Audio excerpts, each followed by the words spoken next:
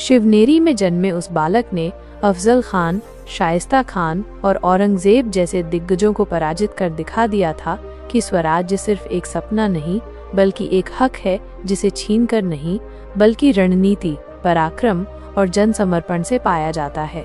अब समय था उस ऐतिहासिक क्षण का जब एक सेनानी राजा बनने वाला था।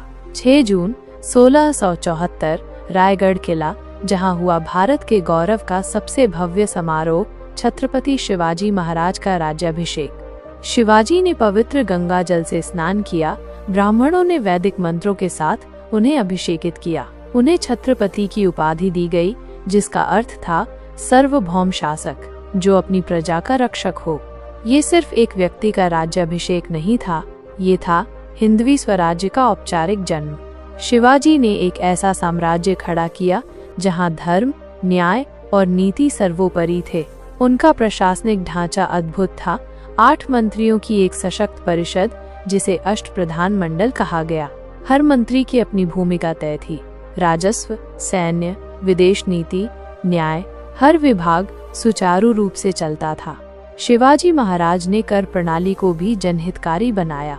किसानों से सीधे संवाद करते, बिचौलियों को हटाया और यह सुनिश्चित किया कि कोई भी भूखा न सोए।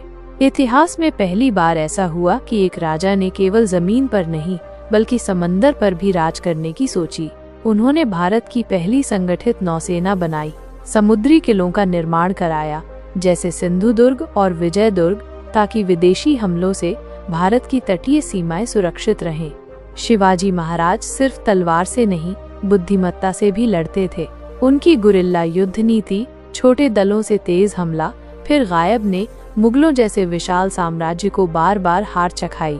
वे एक धर्मनिरपेक्ष शासक भी थे। मंदिरों की रक्षा की, पर मस्जिदों और सूफी संतों को भी पूरा सम्मान दिया।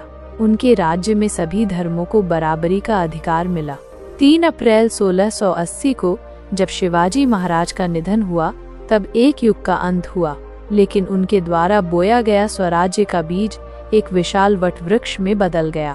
उनकी नीतियां, उनका साहस और उनका स्वप्न मराठा साम्राज्य के विस्तार का आधार बना।